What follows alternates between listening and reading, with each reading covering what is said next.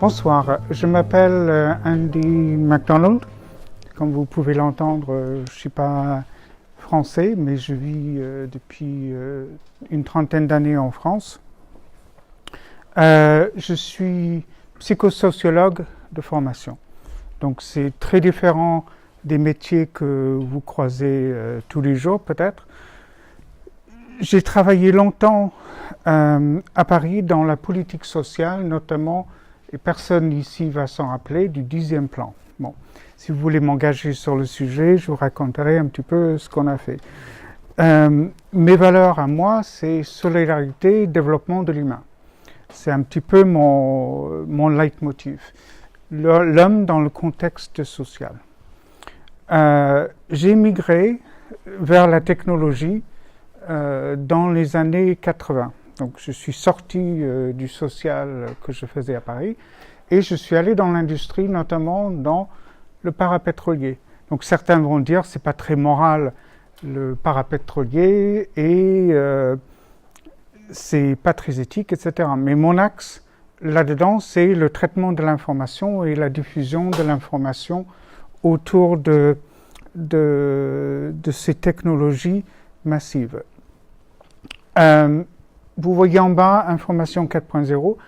Nous avons établi il y a un an à peu près un consortium sur le traitement de l'information tel que ça va être impacté par les technologies émergentes, deep learning, mobilité en éducation, traitement du langage, etc. Donc on a un énorme travail à faire là-dessus.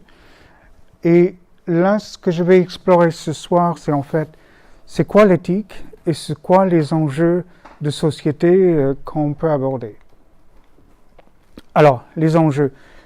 Cette première liste, c'est une petite liste de tous les enjeux qui sont posés à l'homme dans le XXIe siècle, y compris le changement climatique, le combat contre les fake news, le comportement solidaire mondial, etc. En fait, ce n'est pas les enjeux proprement parlés de l'intelligence artificielle ou des technologies liées. On va regarder de plus près en fait des choses qu'on peut traiter. La mutation de l'emploi. Est-ce que l'intelligence artificielle va remplacer, détruire ou modifier les emplois? Je pense qu'il y a énormément d'éléments qui font que l'emploi va changer par l'apport de ces technologies-là, bien qu'on ne maîtrise pas encore énormément ce qui va se passer. On parle beaucoup des véhicules autonomes et les camions autonomes aux États-Unis. Il est certain que dès qu'on abordera ce sujet-là, le lobby des camionneurs américains va être tellement massif qu'on ne sait même pas si on pourra le mettre en place facilement. La mutation des interactions des uns avec les autres, des institutions avec les individus et les entreprises entre elles va être impactée par ces technologies-là. L'éducation est en forte évolution due à ces technologies. La manière d'apprendre, qu'est-ce qu'on va apprendre et quelles sont les valeurs qu'on va transmettre demain au travers de cette nouvelle forme d'éducation. Les droits de l'individu, on l'a vu avec l'arrivée je me trompe toujours de sigle, GPRL, voilà. Excusez-moi. Et l'influence, le biais, le risque de biais dans les technologies qu'on met en place. Ça, c'est les enjeux qu'on peut adresser. Alors, quelques exemples. Qui est-ce qui connaît la société Palantir? Ouais, je suis impressionné. Une société californienne qui travaille sur l'intelligence artificielle peut-être, mais surtout ce qu'ils peuvent faire avec le deep learning. Ils ont déposé en 2017 en bas une patente pour la détection du crime en amont avec des études statistiques sur là où ça se passe actuellement, etc. Ils veulent aller jusqu'à la détection, reconnaissance de faciès avec des capteurs, etc. Ils ont travaillé avec la Nouvelle-Orléans qui a abandonné le projet avec eux pour des raisons d'éthique. Leurs clients sont partout dans le monde. Ils ont comme client la DGSI sur les actions terroristes. Le dernier déposé, c'est méthode pour détecter tout ce qui se passe dans une maison. Qu'est-ce que je peux faire avec, etc.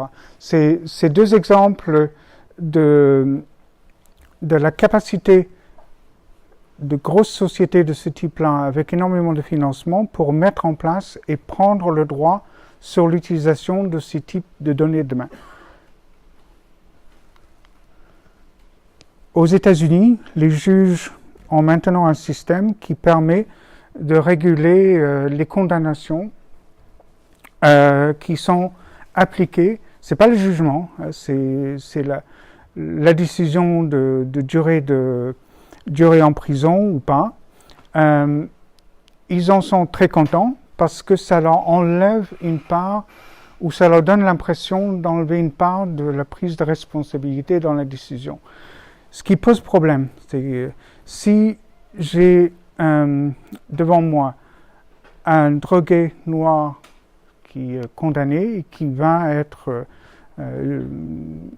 recevoir une peine, quelle statistique est-ce que je vais utiliser? Et comment est-ce qu'on fait une amélioration du système légal?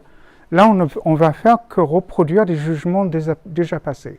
Donc, il n'y a pas de sortie du tunnel dans l'amélioration de la société. En termes d'éthique, il faut tendre vers l'amélioration, mais l'application de deep learning et les facilitations de prise de décision, là, c'est des vraies propositions de décision, vont maintenir un statu quo. Un autre que j'aime bien, on a beaucoup parlé de Facebook et Cambridge, mais il y a un an, Facebook a annoncé qu'ils allaient traiter le risque de suicide. Là, c'est le psychosociologue qui vous parle. C'est impossible. Ils ont un système de détection, notamment sur le téléphone, d'humeur, d'émotions, et ils veulent absolument pouvoir détecter la phraséologie, la manière de s'exprimer, avec qui est-ce qu'on dialogue, pour dire cette personne est à tendance suicidaire. Pour moi, c'est extrêmement dangereux. Et ils ont mis un bémol dans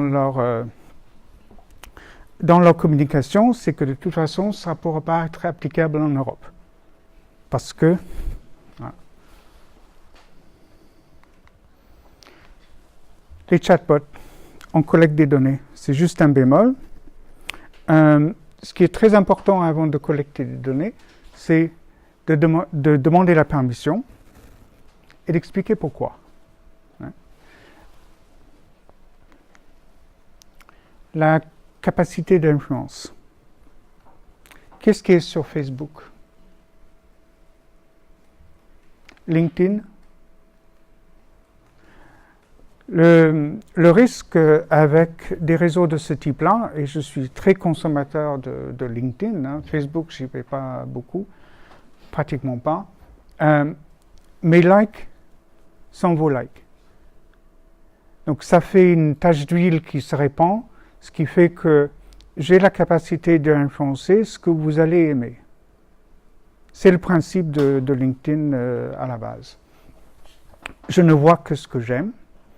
Il y a un tunnel qui me permet de continuer à voir les mêmes sujets, parce que plus il y a de gens qui aiment le type d'histoire que j'aime, plus je ne vais voir que ça. Une espèce de réductionnisme, c'est-à-dire qui est-ce qui lit beaucoup d'articles sur LinkedIn? Est-ce que vous avez remarqué que la plupart des articles, des posts, se réduisent à un peau de chagrin?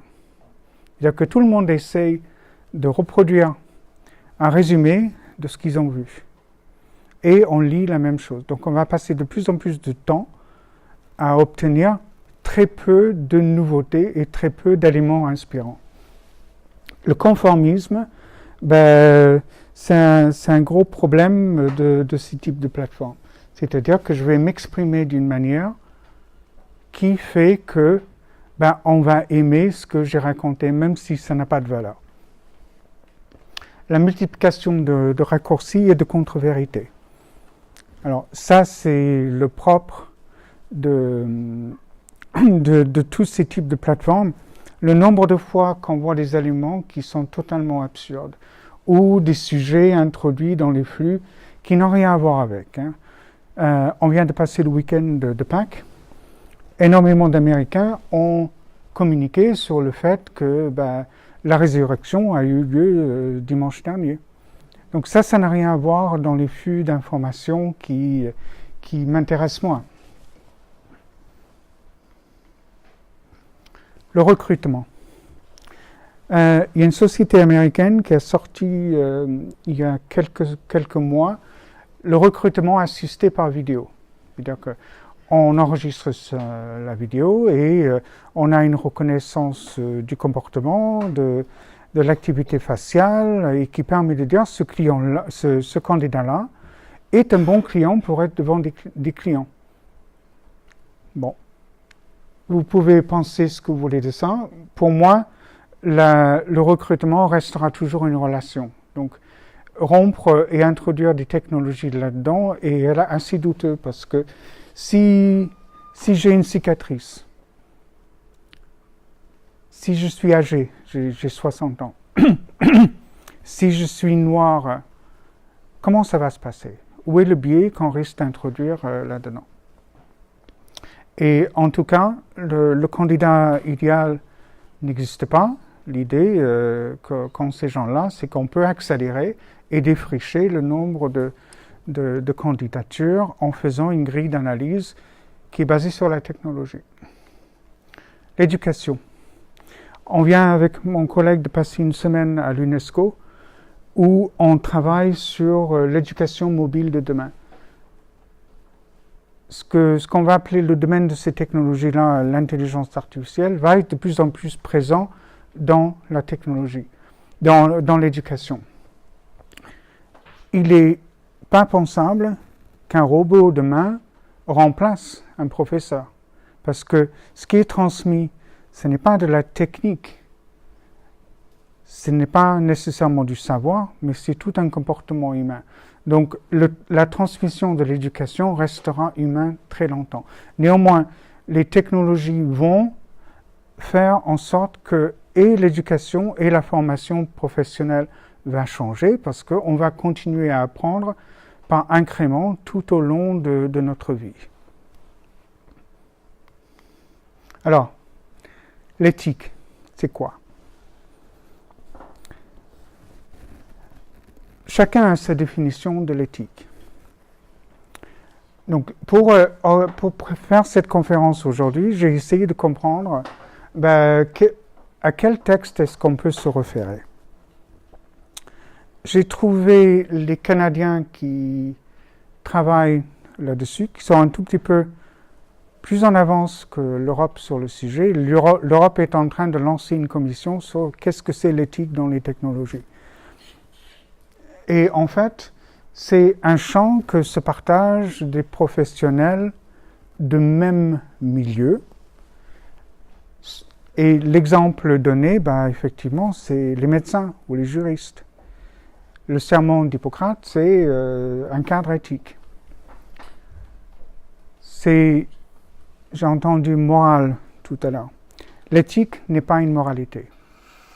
C'est un ensemble de principes. La moralité, c'est je ne vais pas tuer mon voisin ou je ne vais pas insulter publiquement quelqu'un. Ça, c'est la moralité. Et c'est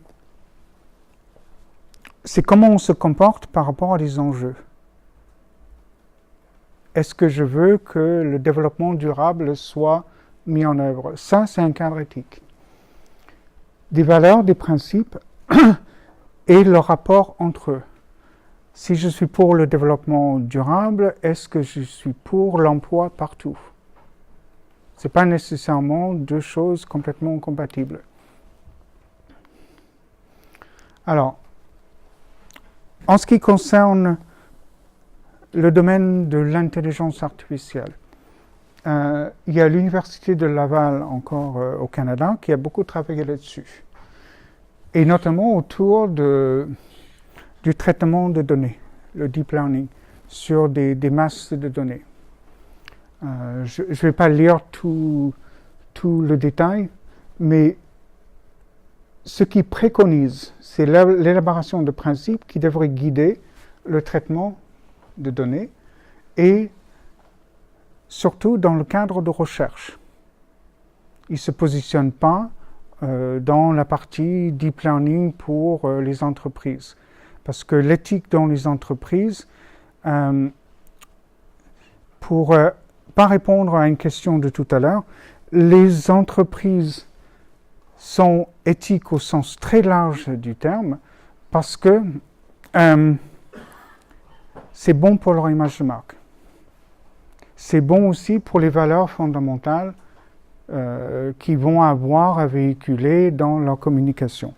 On a vu tout à l'heure des usines, des chaînes de montage de voitures, jusqu'à très peu, et je parle venant aussi du monde parapétrolier, la notion d'éthique ou de morale dans l'industrie était traitée sous la forme de gestion de risque. On est en train de bouger de la gestion de risque, la gestion d'image et le rôle social des grosses entreprises. Mais il ne faut pas se leurrer. Faire de l'argent, c'est faire de l'argent. Donc, ce n'est pas nécessairement aux grosses entreprises de réguler leur éthique, mais c'est à nous de jouer un rôle là-dedans. Le consortium Partnership on AI préconise les éléments suivants pour faire partie d'un ensemble éthique: fiabilité et aligné éthiquement. Donc, encore une fois, on ne sait pas trop ce que ça veut dire. Ça veut dire qu'il va falloir à un moment donné définir un certain nombre de valeurs qui sont intrinsèques au traitement technologique. Juste, transparente et responsable. Rechercher plutôt la collaboration homme-robot, homme-machine, homme, etc., et ne pas le remplacer. Minimiser l'impact sur l'emploi. Maîtriser la capacité d'influence. Promouvoir la notion de faire du bien. Bon. Promouvoir la notion de faire du bien fait partie, par exemple, des chartes des Nations Unies. Et on voit bien la plus grande difficulté, même des Nations Unies, à avoir un sens commun dans les mouvements entre les différents pays.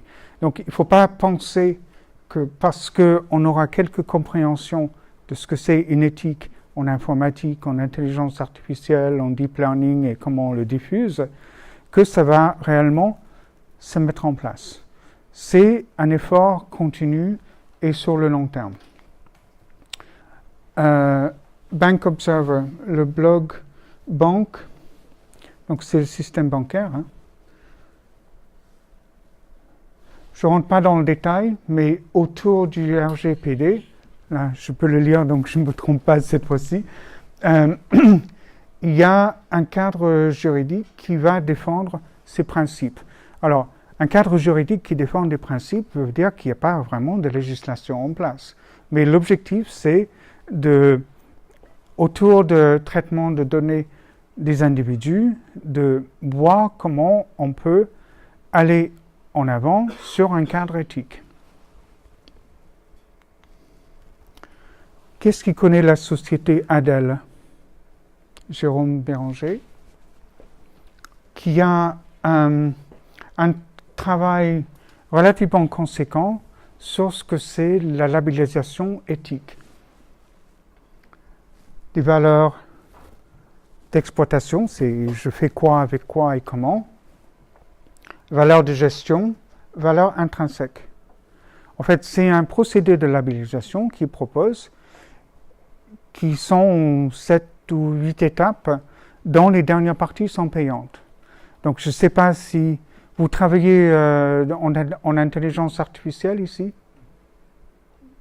deep learning, NLP. Je ne sais pas si vous allez dans vos sociétés demain, on a beaucoup de start-up, on a beaucoup de petites entreprises. Je ne sais pas si le procédé de labellisation qu'ils proposent est mûr, mais c'est la première fois que je vois la démarche se proposer. Alors, pourquoi une démarche éthique?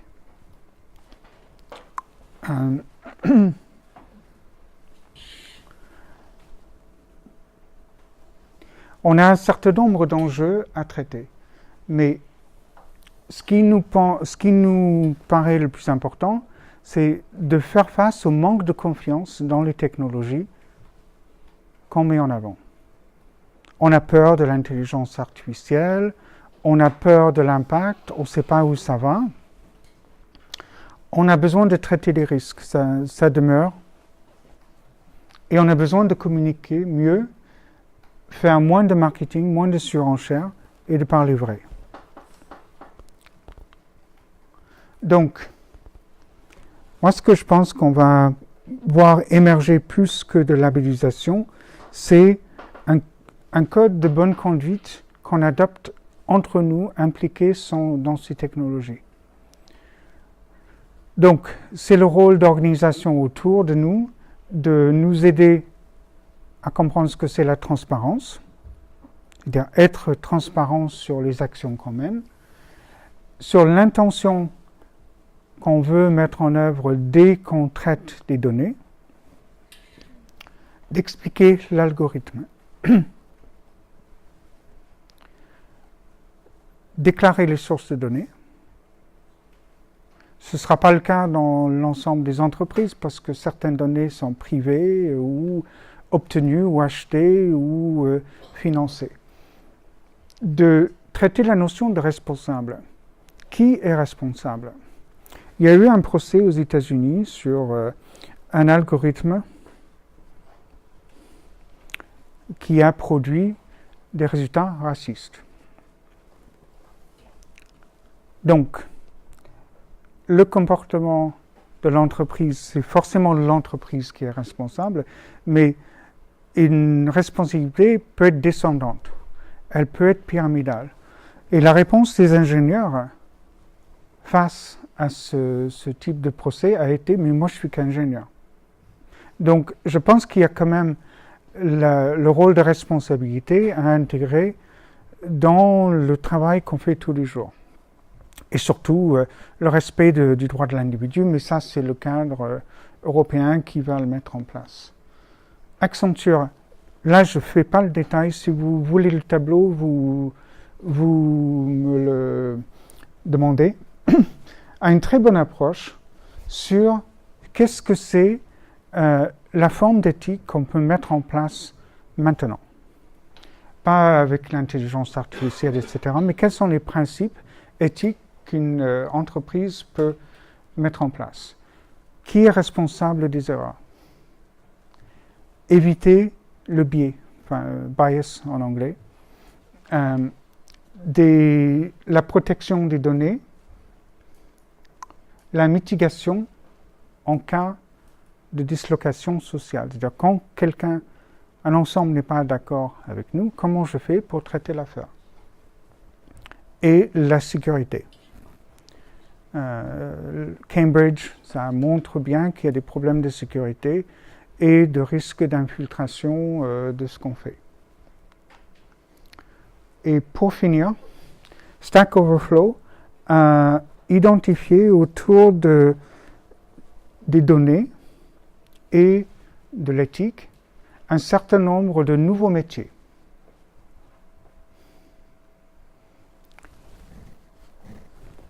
Donc, rédacteur pour le ton à communiquer dans les conversations avec les utilisateurs. Je vais en citer que quelques-uns. Modéleur d'interaction. Ce qui nous intéresse également, c'est l'émergence d'un rôle d'éthiciste. Donc, dans un milieu où l'éthique est difficile à définir, le rôle d'éthiciste l'est encore plus difficile. Donc, ce qu'on voit quand même, c'est qu'autour de ces différentes technologies, des choses vont changer en termes de métier. Et on aura de plus en plus de travail à faire en tant que garant, gouvernant et stratégiste d'information pour orienter comment ces technologies influencent la société de demain. Si vous voulez me contacter, le consortium, c'est totalement gratuit. C'est beaucoup de gens autour du monde de l'information et quelques technologistes. Et c'est un certain nombre de décisions et de chantiers sur où est-ce qu'on va demain. Par exemple, la notion d'éthique, on le travaille depuis plus de 2 ans. L'éthique et l'information, c'est notre dada. Voilà. Si vous avez des questions,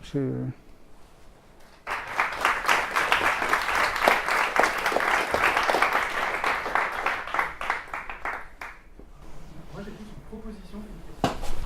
En écoutant le premier et vous-même, on voit qu'il y a une immense difficulté à définir.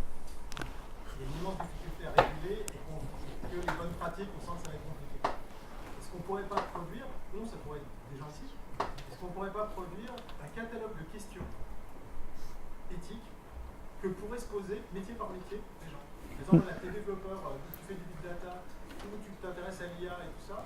Juste, voilà les questions que ça serait une bonne idée que tu te poses. Et en fait, ça serait une autorégulation, ça serait une entrée dans l'éthique par la question plutôt que par des règles extérieures. Est-ce que ça pourrait prendre du sens ou pas? ça correspond exactement à ce que je pense, moi. Je pense qu'on n'a pas besoin d'attendre que l'Europe définisse comment on a envie de se comporter. C'est à nous d'imaginer quelle est notre part d'action et responsabilité dans ce milieu. Donc, est-ce que c'est déontologue? Est-ce que c'est éthiciste? Et les pistes que donnait Stack Overflow et avant la partie d'Accenture, c'est vraiment les premiers que je vois travailler sur la notion de nouvelle définition.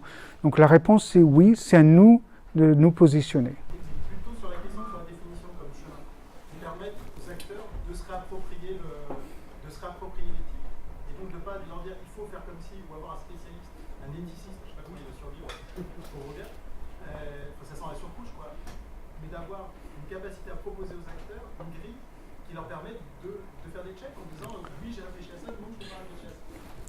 Pour le coup, je me Sur permets l'alignement par exemple. Je me permets d'intervenir, parce que j'ai parlé pour eux tout à l'heure. Au sein de l'association de Data for Good, une équipe venant de data scientists comme de juristes ou autres travaille sur l'élaboration justement d'un serment d'Hippocrate pour les data scientists.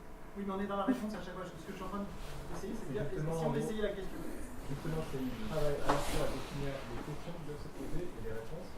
Du coup, si vous voulez, si vous voulez pas contacter avec eux, ils pourront peut-être On est sur la difficulté. La question est juste quoi qu'il arrive mal. Alors que la réponse, elle change en fonction du paradigme qui est lui-même en train de changer. Pour structurer ça, il faut une instance. Ouais. Donc c'est un peu comme le Conseil de l'ordre, c'est un peu comme l'ordre des avocats, etc., etc. Et ici, on a une instance qui est l'un des premiers à structurer un peu le débat. Pour nous, on pourrait très bien dire que c'est le consortium, mais on est spécialisé dans l'information. C'est pas notre rôle d'être rattaché aux Nations Unies et d'être garant là-dessus. L'UNESCO a de très bonnes démarches là-dessus. Donc, il faut chercher à se rattacher à des structures qui nous unissent et qui nous permettent d'adopter le minimum viable. Ce qui est important, c'est que le traitement que nous voudrons faire de l'éthique demain soit réalisable, soit réaliste. Il ne s'agit pas de dire je vais défendre les droits de l'homme avec l'intelligence artificielle, c'est une ineptie. D'autres vont le faire peut-être et d'une autre manière. Il faut aussi réaliser que tel qu'on le présente aujourd'hui, on est dans un cadre français d'abord et européen. Et ce qu'on va définir va s'appliquer à nous d'abord, et pas nécessairement au reste du monde. 2 grandes démarches sont en cours dans le monde sur les villes intelligentes. Quelqu'un travaille sur les villes intelligentes? Dubaï, les Émirats, investissent des milliards dans l'évolution des villes de demain. La Chine, le sud de la Chine, autour de Shanghai et les nouvelles villes, fait la même chose. Donc ça va être des capteurs, ça va être la surveillance, la cybersécurité, les routes. À aucun moment, ni l'un ni l'autre se pose la question du traitement de l'information. Parce que la liberté individuelle dans ces deux régions du monde est un autre phénomène. Donc j'essaie de parler sans porter de jugement. On